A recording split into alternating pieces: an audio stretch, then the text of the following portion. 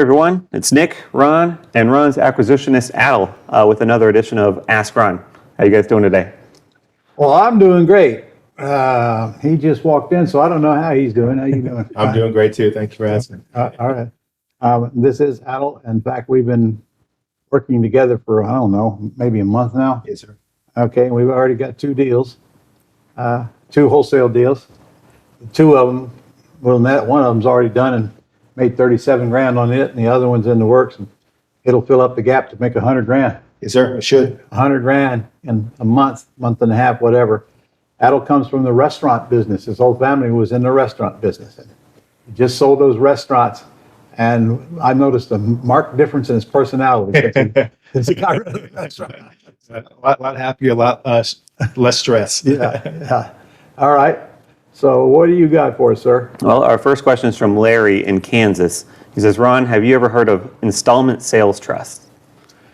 Might be referring to a paper trust, which just simply means when you take back a note when you're selling a property or you're making a private loan, you put it in a paper trust so it doesn't show on public record that it's in your name. If you own an incoming note in your name and a creditor gets a judgment against you, they're going to snap that like that, and you're going to get the whole thing. It's easy to find it. They just go online. However, if it's owned in a paper trust, then nobody will ever know who owns that note because they don't know who the beneficial interest is of the trust. All right. Larry goes on to say he heard somebody talk about these and how when you sell a property, you can pay no taxes. You don't need a 1031 and you keep the income. I don't know what he's talking about because you're going to pay taxes any way you sell a property unless you do a 1031 or unless it's in your Roth IRA or unless it's in your solo 401k. All right. Next question is from Les in Alabama. You get this one. Les says, when do you process screen the tenant, before or after they sign the contract? I would definitely do it after they sign the contract. What? Oh, okay. I guess- Screening the tenant. Yeah, that is yeah. correct. I'm not going to screen the tenant until they sign a contract. It's not true. There is no, when I'm selling it on a lease option, that's the one that the attorney is creating, and they're going to close that with the attorney probably virtually today. But I'm going to screen them before they get to their attorney. But I'm going to get their deposit first, then send them to screenthetenant.com and let them screen them for $50. I get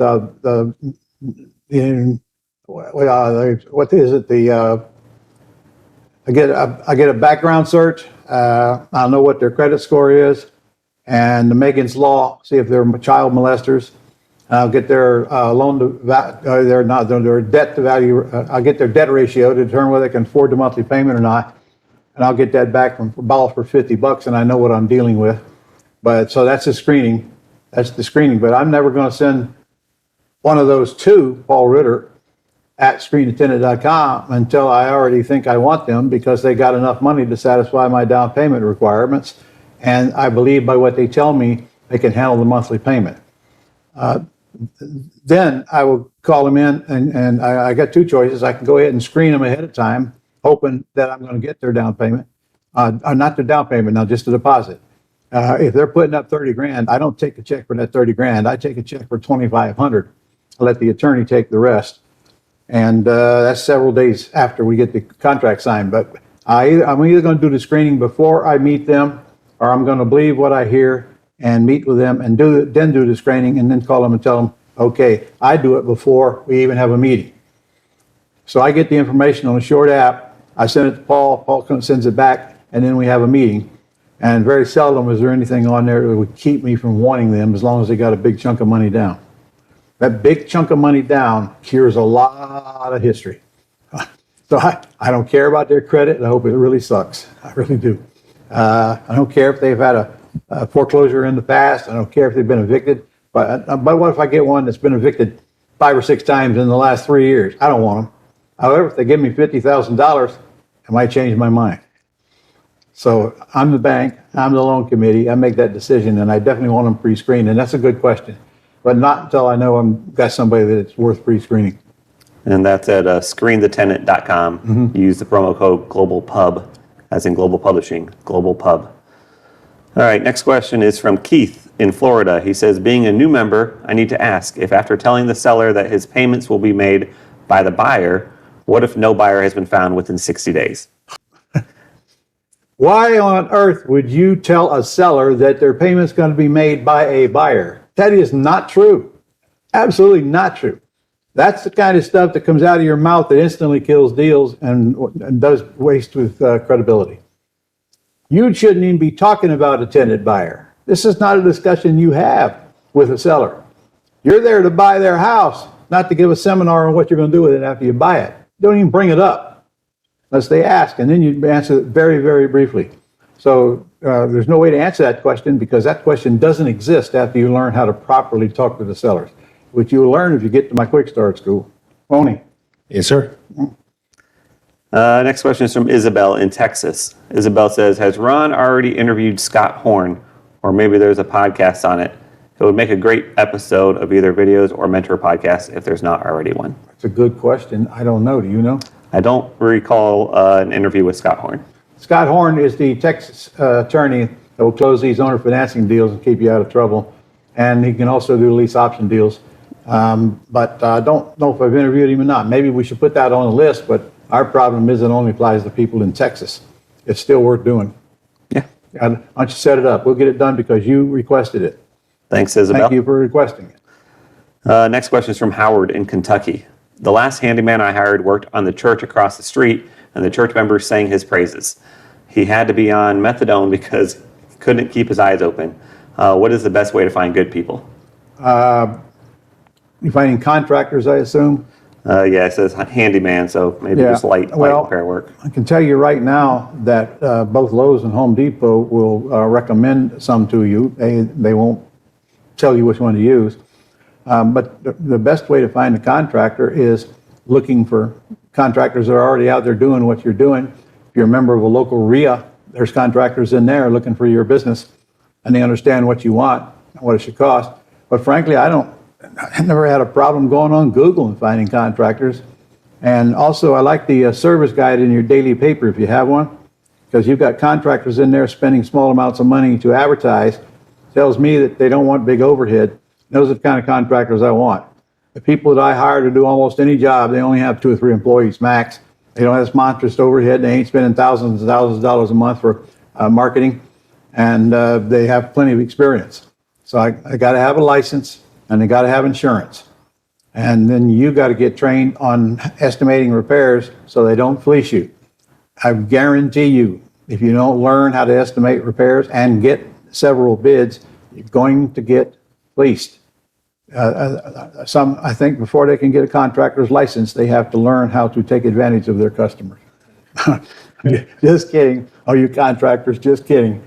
But you know what? If I was a contractor, I'd want all I could get too. I understand that. It's just business. But you as the investor have to make sure that you're getting a reasonable offer, because you will absolutely get contractors' bids that are through the roof, maybe even double what it costs. In fact, I show some of those in my Quick Start Bootcamp manual that happened to me. We ain't letting him talk. I want an easy one over here. He can All right. Kevin from Florida says, is it better to send emails to FSBO prospects from my personal email account or my business account? I would say I would always send probably from my business account. Gives you more credibility that you're a real company, and they don't get your personal email. And they don't get your personal email. Yes, sir. Yeah. Yeah. Just go and get another email address. I don't care if it's business or personal, but not on the one you use every single day. Yeah, I don't think it matters too much whether it's business or personal. But if you're using a follow-up system like Dreams, it can't be a personal email. It needs to be something that you own and have control over, not that something that somebody else owns, like Google owning a Gmail address or something like that, because those emails will likely go into spam folders and not get open. So mostly your business account. What do you think causes emails to go in the spam folder? There's a multitude of things that cause it. A lot of it will just be the context of the email. If you're using words like one time only or free or great opportunity, things like that sound kind of spammy. Those are going to go into spam folders. But then other things that are more technical on the back end, like trying to send a email from your Gmail account from something that's not your Gmail inbox, from sending it from something else. They're going to pick up on those things and they're going to send them to the spam folder or block them altogether.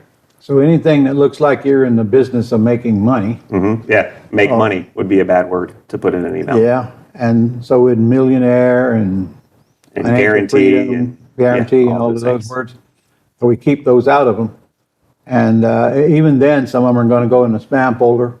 I can tell you by the emails that I get. Every once in a while, I'll scan the spam folder, but I hardly ever look at it.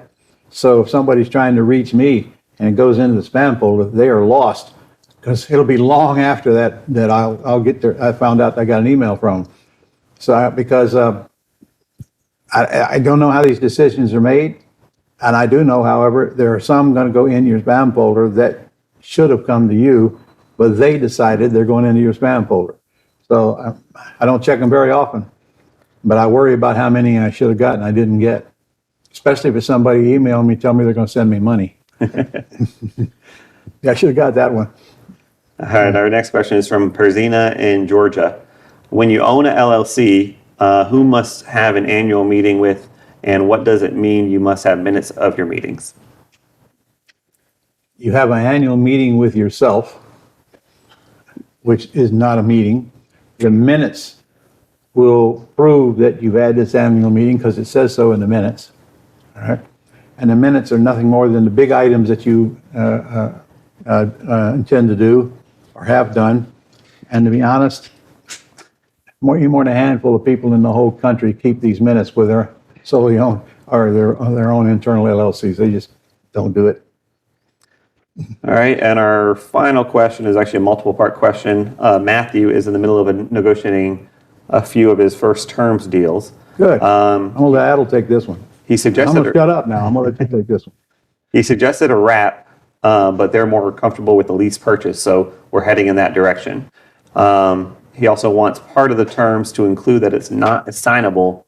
So 4 questions. Number 1, can I still do a sandwich lease purchase even if we include in the contract that it's not assignable, since I'm not technically assigning it? Yes. Oh, I'm not supposed to Yes. answer that. Yeah, okay. All right.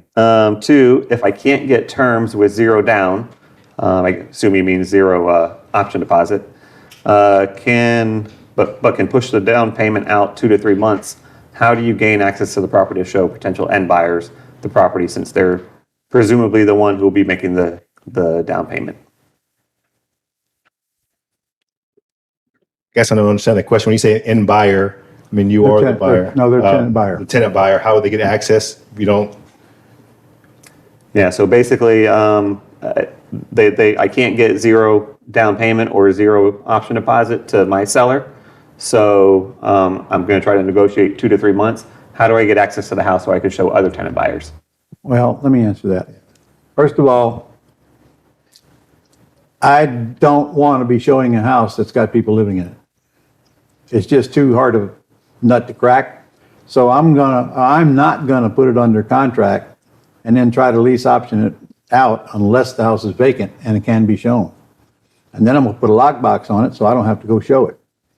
And however, the part of that question was, he didn't negotiate a nothing down deal, and he wanted several months to put up a down payment. Down payments don't exist on lease purchases.